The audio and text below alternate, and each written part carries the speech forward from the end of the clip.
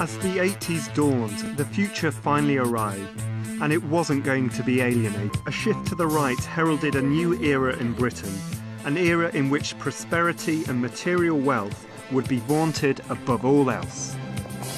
There would be no room for experimental dreamers in the me decade. You were a success, or you didn't exist. The big hit of 1980 was Visage, whose fade to grey followed fast on the heels of Newman's success. It seemed the future had passed the Human League by. I think there were 3 #1 hits. Certainly Dave Stewart and Barbara Gaskin, Gary Newman, and I think the Flying Lizards might have been #1 with Money. And I actually stood there after I think we'd done a couple of LPs, and I thought, we've blown it. We now look like the also-rans, and everyone's taken the idea and done a lot better than us. I turned up at the studio one day to be told that I was being thrown out of the group. And it was a bit like School of Rock, with Jack Black going, you can't throw me out of my own group. We'd released reproduction and travelogue and done all this touring. There was a nagging undercurrent of dissatisfaction from the record company that they weren't selling as many records as they hoped. I think I'd made a big effort on a photo session and Martin hadn't even turned up. And suddenly I was hearing these stories that Martin was never ever going to appear on a stage with me again, which I think he only said because that's what Brian Ferry said about Eno in Legend.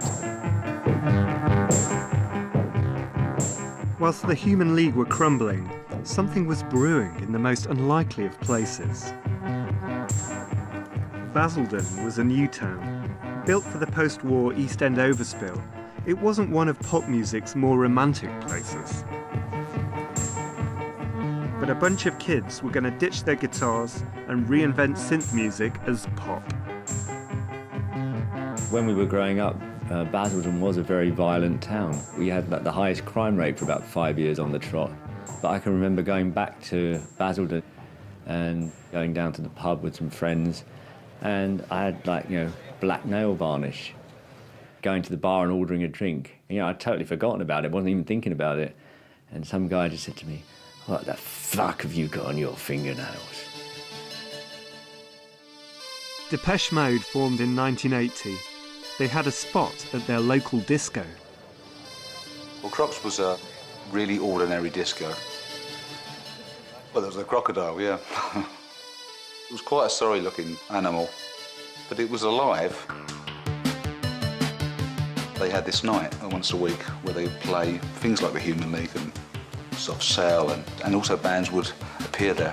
When I first started playing synthesizers, it would have been people like the Human League, Orchestral Manoeuvres in the Dark, their very first album. I was a big fan of Daniel Miller's work as the Silicon Teens and as the Normal, and also Fad Gadget, who was on Mute Records. Vince was sort of the boss of the band. He was unbelievably driven. He used to earn £30 a week in the yoghurt factory and save £29.70, a week to save up to buy a synth, He forced the pace. This actually was the original Depeche Mode drum machine that we used for live. Dave's job before each song to set the tempo. So number 7 would be fast, number 2 would be slow, etc., etc. I owned Autobahn.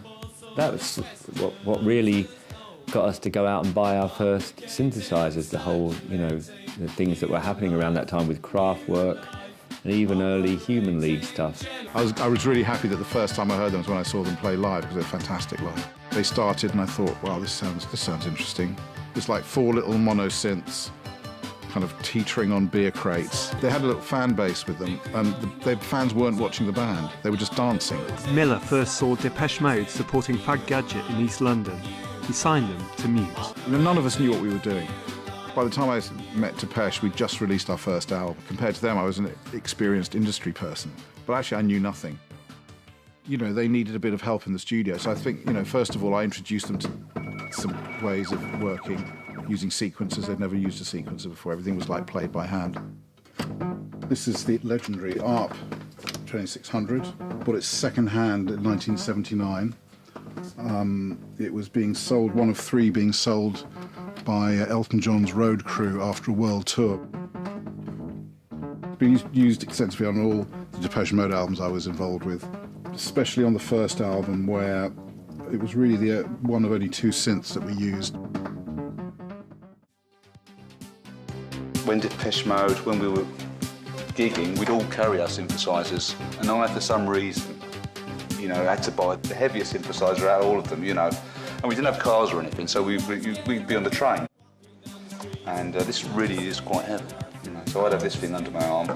Fletcher would have a Moog. Martin had a Yamaha, I think, on the train.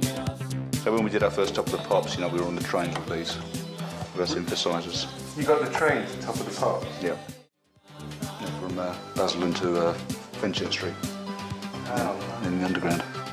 But like Newman before, it wouldn't all be plain sailing for Depeche. I think, you've got to remember that during our pop period, we had lots of fans and a lot of people liked us, but a lot of people hated us.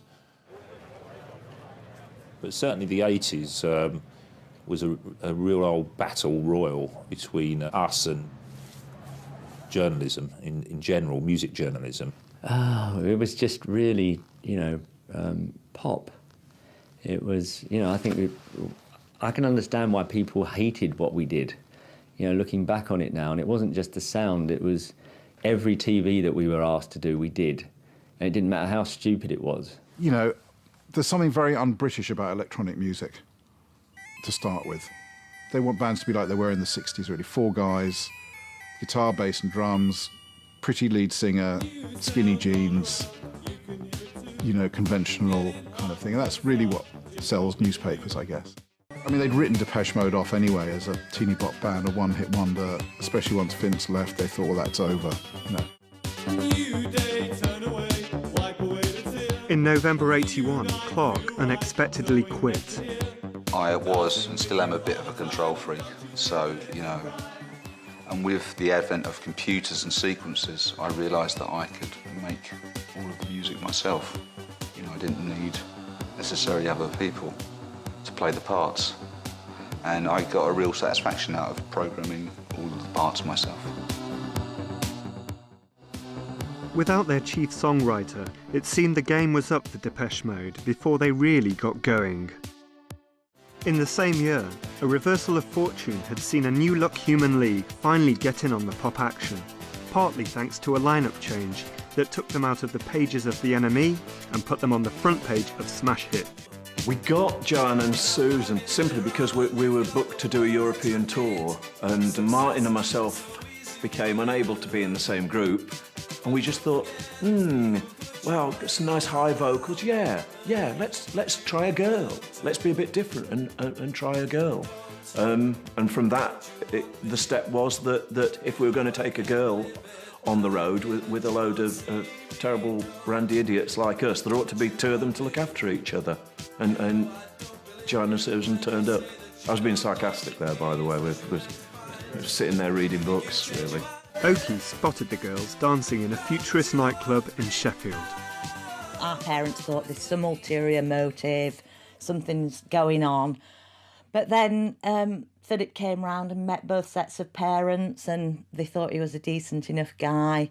And then we went to school with our parents, and they talked to the head teacher, who thought that it would be good for our education to have 6 weeks going around Europe, because we could go to art galleries and things like that. We never went to said art galleries. We did go to a lot of clubs. Yeah, we went to Cologne Cathedral too. That was about the most cultural thing we ever did. It also meant that we could appeal to women as well as men.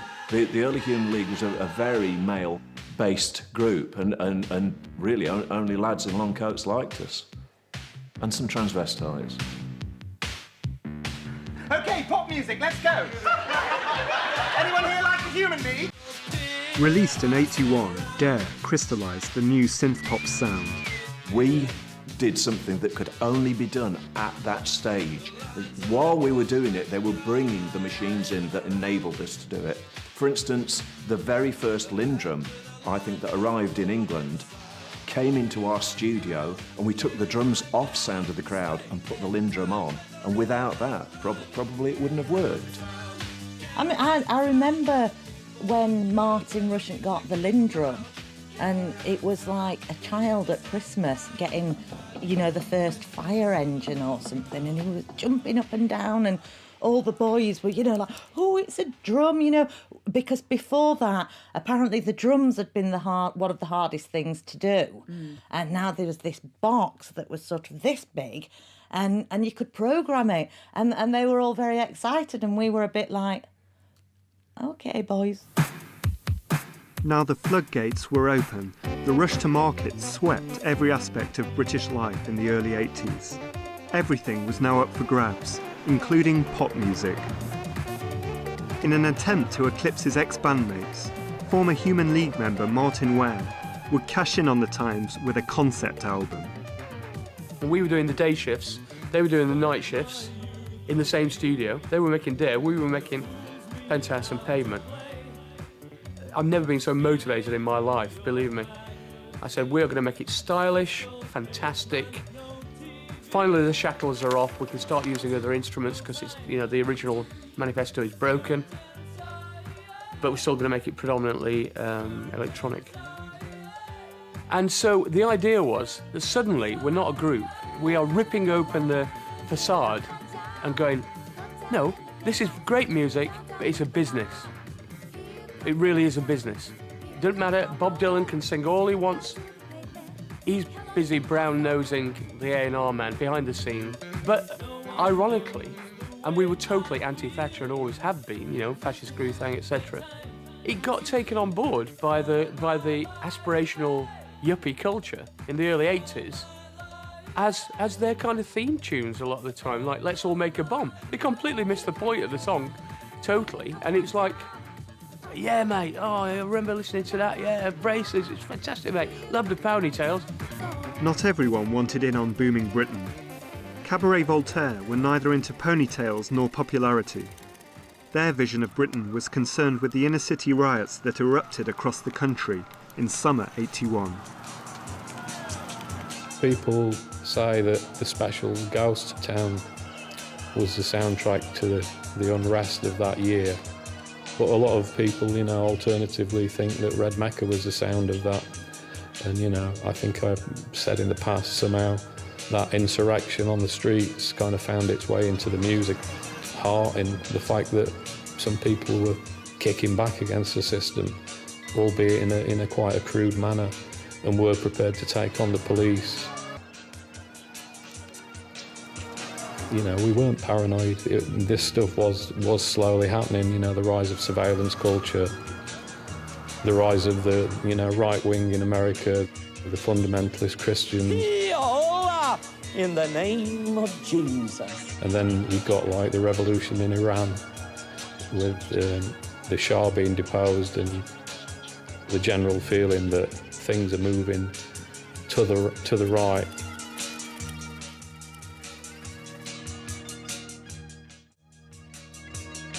Meanwhile, something strangely synthetic was happening in the sleazy underbelly of London's Soho.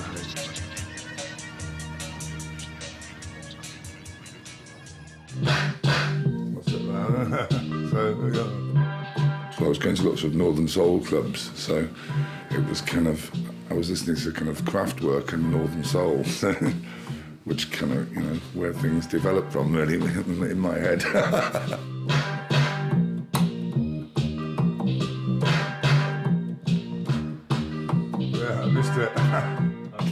And when we had the money, we'd come to Soho and just hang around Soho and just getting ideas, which is where the name came from.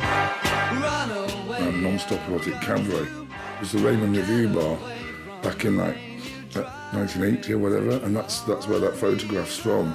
Because we were just kind of fascinated by being like these two northern hicks in the sticks, and suddenly we're like, wow, this is amazing. It was a sort of, it's kind of glamorous and dangerous, and lots of neon lights and stuff, which we were kind of fascinated by. The first people doing the electron thing really kind of came the alienation, I am hollow inside kind of thing, like Gary Newman.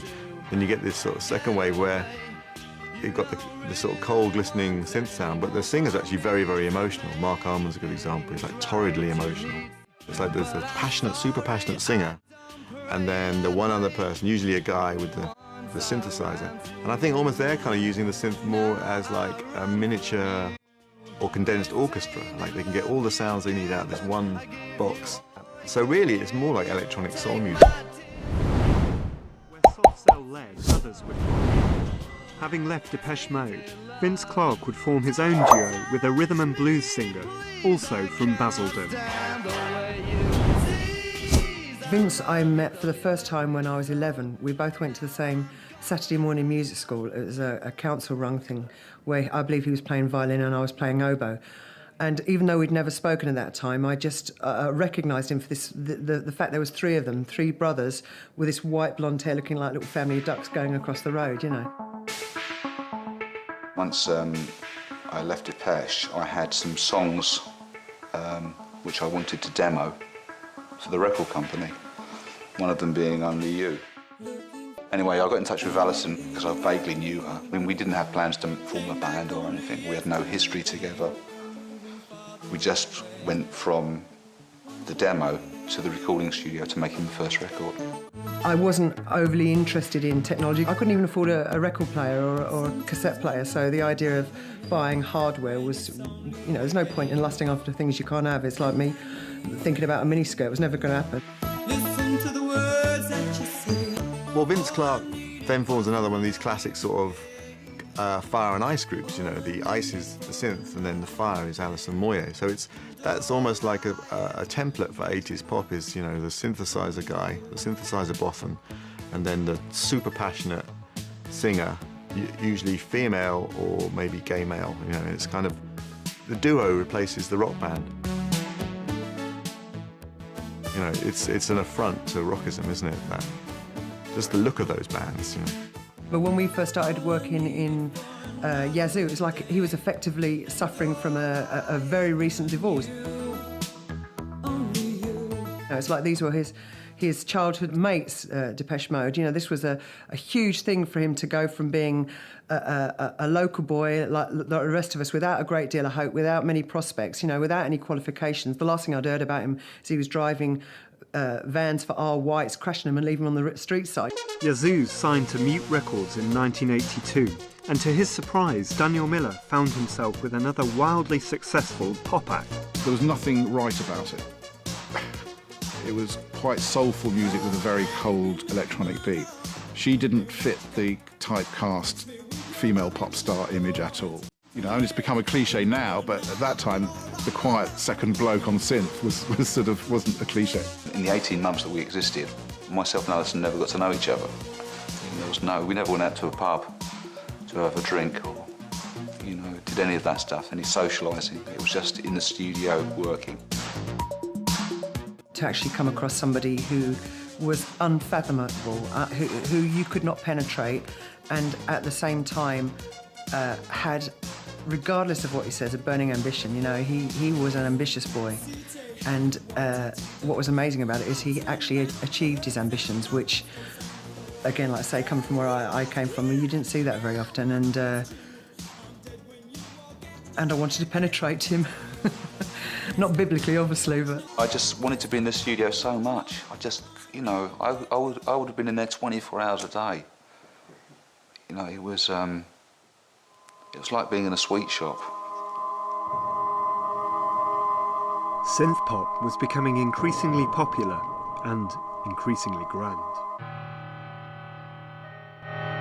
OMD would enjoy 3 top 10 hits in 1982, 2 of which were about Joan of Arc. We were quite intellectual, you know. Pompous, stuck up our own arses, I guess you could say. You know, we were going on top of the pops with Bonnie Langford and Elton John and Cliff Richard, amongst others, and we were playing a song that was in waltz time that started with 45 seconds of distortion and had no chorus and had a mellotron playing what sounded like bagpipes. Well, explain how it works. Well, actually, it's fairly straightforward. It's a musical computer, and as you know, Eric, the right hand is lead instruments with a choice of 18 different ones, and the left hand is rhythms in this half and backgrounds in this half, and it's all been fed onto hundreds of tape tracks. The mellotron is a very, very early sampler before samplers went digital. It was a very analog thing. Here's a French accordion with a Viennese waltz. It was a nightmare to use on stage.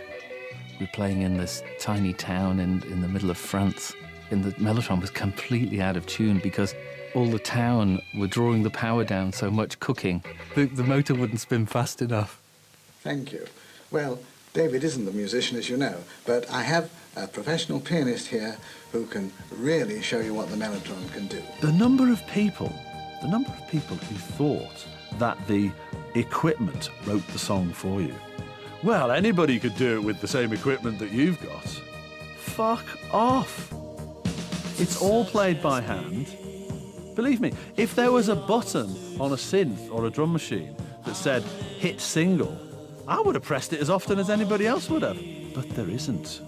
It was all written by real human beings, and it was all played by hand.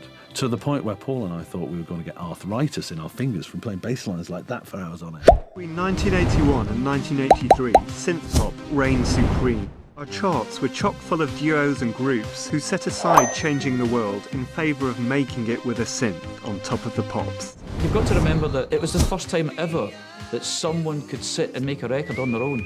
Eurythmics came along and they did, I remember they did Sweet Dreams in the basement. You know, they recorded it on an 8-track tape machine. Annie sang Sweet Dreams into a little Shure microphone, holding it in her hand, you know, and won a Grammy for it. And in 1982, along came a song that turned the alienation of the original synth pioneers into a full-blown epic.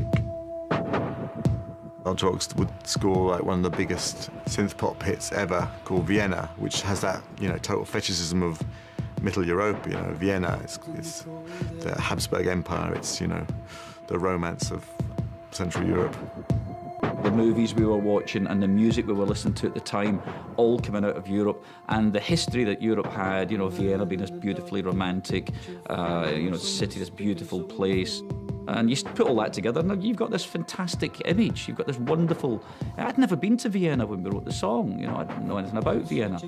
You try putting that down on a piece of paper that you're going to write a song that's a 4.5-minute long electronic ballad that speeds up in the middle with a viola solo thrown in. It doesn't equate, it doesn't work. But at the time when you're young and, you know, naive, naivety is a wonderful thing.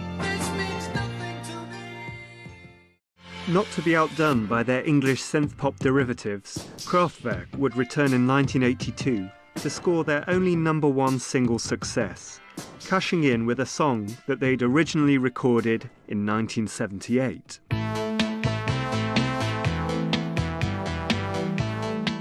With a model that was in England to be a hit, that was a complete different story. We didn't expect it ourselves. The reason was the following. We had already a single to be played on the radio in England, and it was Computer World. And the man of the EMI London house, he didn't know what to put on the B-side. And he thought, and he thought, and he thought, maybe 2 days longer. And suddenly he had the great idea to put the model from the last album, The Man Machine, on the B-side. And then they sent the single to the radios. And 80% of the radios played the B-side. By 1983, Britain had entered an era of conspicuous consumption and greed that made the late 70s seem like a foreign country. It would provide inspiration for Depeche Mode's new chief songwriter. The early 80s were just a terrible time in Britain. And I was young and impressionable, and you know that was really when I first felt like I was, you know, sort of writing from the heart, really. Around the time of Construction Time Again, samplers had just really come out. So, you know, we were just. It was just a whole revelation to us. We were just going out and, you know, sort of like smashing pieces of metal with sledgehammers, you know, raiding the kitchen drawer for all the utensils to make percussion sounds, just anything we could get our hands on. Thus causing, thus making this sort of sound. Construction Time Again really started to see us form, you know, as the basis of what we are today. The idea is to take that sequence and to make an interesting rhythm out of it, sequence it all through the song. Depeche Mode pioneered their new sampler-based sound in London's Shoreditch. In those days, Shoreditch was, there was not a soul around, but now, of course, with Hoxton, etc., it's sort of like the trendy place to be, but it wasn't when we were at the Garden Studios. It was not a soul to be seen. I remember there was one sound in particular that was us actually hitting a piece of corrugated iron that was the side of a building site, and the sample sort of went like, "Oi!" And there was like the site foreman, you know. It's a lot. It's a lot. It's a lot.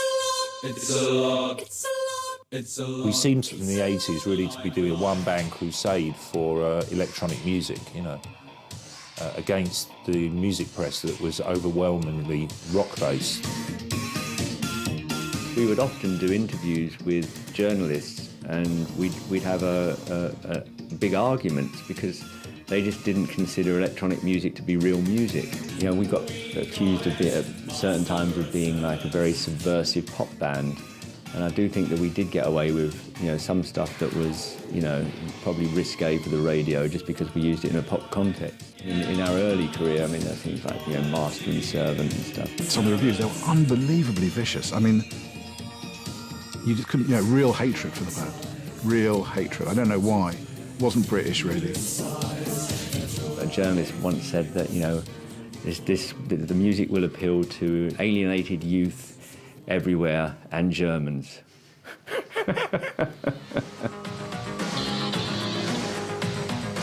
Depeche Mode would eventually find a sympathetic home for their music in America.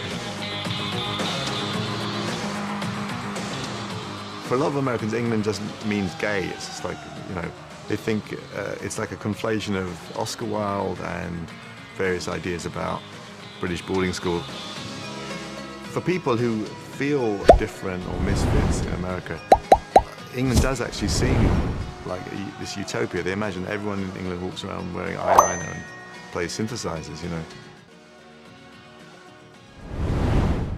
Back in Britain in '83, the sampler was moving synth pop in a different direction. Suppose I want to send my loved one a rather special musical greeting. Well, I can. First, let me give the computer an idea of the sound that I actually want to send. So I'll prime it again.